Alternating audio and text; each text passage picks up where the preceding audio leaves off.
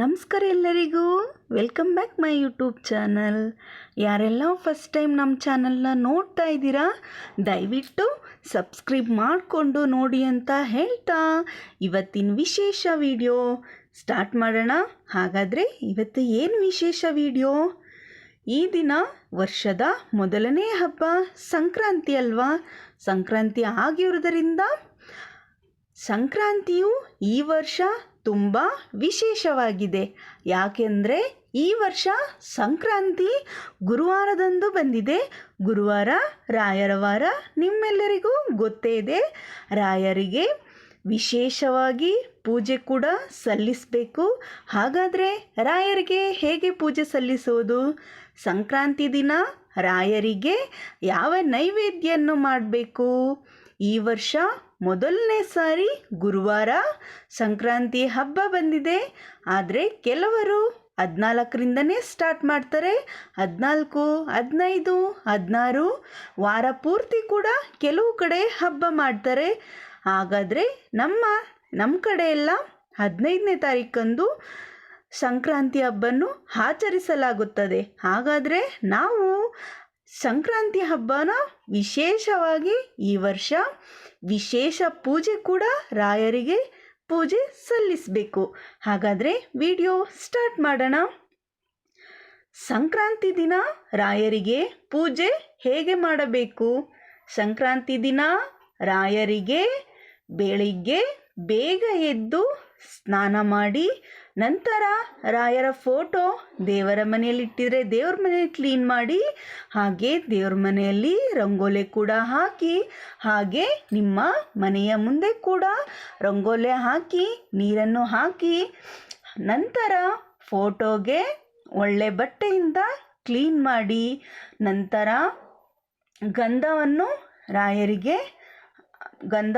ಇಡಿ. ದಯವಿಟ್ಟು ಅರಿಶಿನ ಕುಂಕುಮ ಯಾರು ಕೂಡ ಇಡಬೇಡಿ. ಗಂಧ ರಾಯರಿಗೆ ಇಟ್ಟು, ಮತ್ತು ರಾಯರಿಗೆ ಹೇಗೆ ಇಡ್ತೀರ ಗಂಧ, ಅದೇ ಥರ ನೀವು ಕೂಡ ಇಟ್ಕೊಂಡ್ರೆ ತುಂಬ ಶುಭಕರ ಅಂತಲೇ ಹೇಳ್ಬೋದು. ನಂತರ ತುಳಸಿ ಮಾಲೆಯನ್ನು ಕೂಡ ರಾಯರಿಗೆ ಹಾಕಿ, ಹಾಗೆ ರಾಯರ ಮುಂದೆ ಒಂದು ಗ್ಲಾಸ್ನಲ್ಲಿ ನೀರು, ಹಸಿ ಹಾಲನ್ನು ಇಟ್ಟು, ಅದ್ರ ನೀರಿನೊಳಗಡೆ ತುಳಸಿ ಎಲೆಗಳನ್ನ ಹಾಕಿ ಮನೆಗೆಲ್ಲ ನೀವು ಚಿಮಿಕಿಸಿದರೆ, ಅಂದರೆ ಮನೆ ಪೂರ್ತಿ ಆ ನೀರನ್ನು, ತುಳಸಿಯ ನೀರನ್ನು ಹಾಕಿದರೆ ತುಂಬ ಶುಭಕರ ಅಂತಲೂ ಹೇಳಬಹುದು. ನಂತರ ಪೂಜೆಗೆಲ್ಲ ಸಿದ್ಧತೆ ಮಾಡಿದ ಮೇಲೆ ಗಣೇಶನಿಗೆ ಫಸ್ಟು ವಿಘ್ನ ನಿವಾರಕ ಅಲ್ವಾ ಗಣೇಶ, ವಿಘ್ನ ನಿವಾರಕ ಗಣೇಶನಿಗೆ ಪೂಜೆ ಸಲ್ಲಿಸಿ, ನಂತರ ನಿಮ್ಮ ಮನೆ ದೇವರು ಯಾವ ದೇವರಿರುತ್ತೋ ನಿಮ್ಮ ಮನೆ ದೇವರು, ಫಸ್ಟು ಮನೆ ದೇವ್ರಿಗೆ ಕೂಡ ಪೂಜೆ ಸಲ್ಲಿಸಿ, ಹಾಗೆ ಗಣೇಶನ ಹತ್ರ ಬೇಡ್ಕೊಳ್ಳಿ, ನಾವೇನೇ ತಪ್ಪು ಮಾಡಿದರೂ ನಮ್ಮ ತಪ್ಪೆಲ್ಲ ಕ್ಷಮಿಸಿ ಅಂತ ಬೇಡ್ಕೊಂಡು, ನಂತರ ಮನೆ ದೇವ್ರ ಹತ್ರನೂ ನೀವು ಬೇಡ್ಕೊಳ್ಳಿ. ನಂತರ ರಾಯರ ಫೋಟೋ ಮುಂದೆ ದೀಪ ಹಚ್ಚಿ ಇಟ್ಬಿಟ್ಟು, ಹಾಗೆ ಗಂಧ ಧೂಪ ಎಲ್ಲನೂ ಹಚ್ಚಬೇಕು. ವಿಶೇಷವಾಗಿ ಈ ದಿನ ಗುರುವಾರ ಸಂಕ್ರಾಂತಿ ನೀವು ತುಪ್ಪದ ದೀಪವನ್ನು ಹಚ್ಚಿದರೆ ತುಂಬ ಶುಭಕರ ಅಂತಲೇ ಹೇಳ್ಬೋದು.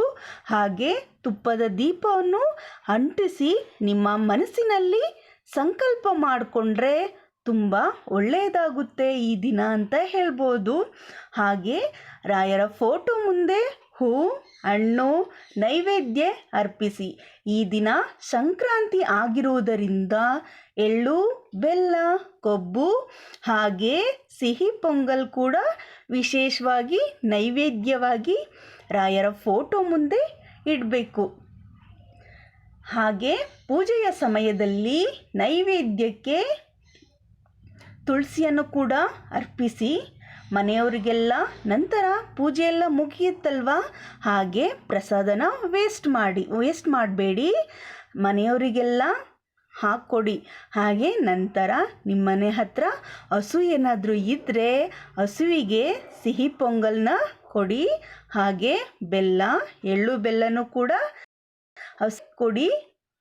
ನಂತರ ಈ ವರ್ಷ ಸಂಕ್ರಾಂತಿಯು ಗುರುವಾರ ಬಂದಿರುವುದರಿಂದ ರಾಯರ ಪೂಜೆ ತುಂಬ ವಿಶೇಷವಾಗಿ ಅಂತೂ ಇರಬೇಕಲ್ವಾ.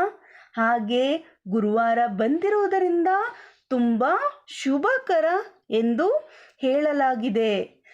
ಹಾಗೆ ಈ ದಿನ ಎಳ್ಳು ಬೆಲ್ಲ ದಾನ ಮಾಡುವುದರಿಂದ ಅತ್ಯಂತ ಪುಣ್ಯಕರ ಎಂದು ಹೇಳಲಾಗಿದೆ. ನಾವು ಸಂಕ್ರಾಂತಿಯ ದಿನ ಎಳ್ಳು ಬೆಲ್ಲವನ್ನು ನಾವು ಹೆಣ್ಮಕ್ಳೆಲ್ಲ ಎಳ್ಳು ಬೆಲ್ಲ ಅಂತೂ ಮನೇಲಿ ಮಾಡೇ ಮಾಡ್ತೀವಿ. ಅದನ್ನು ಎಲ್ಲರಿಗೂ ನಾವು ಕೊಡಬೇಕು. ಒಂದು ಅಂಗಡಿಲಿ ಚಿಕ್ಕದ ಕವರ್ ಅಂತೂ ಸಿಗುತ್ತೆ. ಆ ಕವರ್ಗೆ ಹಾಕಿ ಎಳ್ಳು ಬೆಲ್ಲ ಮತ್ತು ಕಬ್ಬು ಹಾಗೆ ಸಿಹಿಗೆಣಸು ಕಡಲೆಕಾಯಿ ಎಲ್ಲವನ್ನು ಕೂಡ ಎಲ್ಲರಿಗೂ ಕೊಡಬೇಕು. ಅದಂತೂ ನಮ್ಮ ಪದ್ಧತಿಯಂತೂ ಇದೆ ಅಲ್ವಾ. ರಾಯರ ಪೂಜೆಗೆ ಗುರುವಾರ ಅತ್ಯಂತ ಶ್ರೇಷ್ಠವಾದ ದಿನವಾಗಿದೆ. ಹಾಗೆ ಸ್ವಚ್ಛ ಮನಸ್ಸಿನಿಂದ ಪೂಜೆ ಮಾಡಿ ಮತ್ತು ಶ್ರದ್ಧೆ ಭಕ್ತಿ ತುಂಬ ಮುಖ್ಯವಾಗಿದ್ದು. ನೀವು ಪೂಜೆ ಸಮಯದಲ್ಲಿ ಎಷ್ಟೇ ಪೂಜೆ ಮಾಡಿ ಹಣ್ಣಿಡಿ, ಆದರೆ ನಿಮ್ಮ ಮನಸ್ಸಿನಲ್ಲಿ ಶ್ರದ್ಧೆ ಭಕ್ತಿ ತುಂಬ ಮುಖ್ಯವಾಗಿರುತ್ತೆ ಅಂತಲೇ ಹೇಳಬಹುದು. ಹಾಗಾದರೆ ಸಂಕ್ರಾಂತಿಯ ಮಹತ್ವ ತಿಳಿಯೋಣ. ಸಂಕ್ರಾಂತಿ ಎಂದರೆ ಸೂರ್ಯನು ಮಕರ ರಾಶಿಗೆ ಪ್ರವೇಶಿಸುವುದ ದಿನ ಈ ಸಂಕ್ರಾಂತಿ ಎಂದು ನಾವು ಕರೆಯುತ್ತೇವೆ. ಹಾಗಾದರೆ ಈ ವರ್ಷ ಗುರುವಾರ ತುಂಬ ವಿಶೇಷವಾಗೇ ಇರುತ್ತೆ ಅಲ್ವಾ. ಎಲ್ಲರಿಗೂ ಈ ಸಂಕ್ರಾಂತಿ ಒಳ್ಳೇದು ಮಾಡಲಿ ಅಂತ ಹೇಳ್ತಾ, ಎಲ್ಲರಿಗೂ ಹ್ಯಾಪಿ ಸಂಕ್ರಾಂತಿ ಅಂತ ಹೇಳ್ತಾ ಇವತ್ತಿನ ವಿಡಿಯೋ ಮುಗಿಸ್ತಾ ಇದ್ದೀನಿ. ಇಷ್ಟ ಆದರೆ ಲೈಕ್ ಶೇರ್ ಸಬ್ಸ್ಕ್ರೈಬ್ ಮಾಡಿ.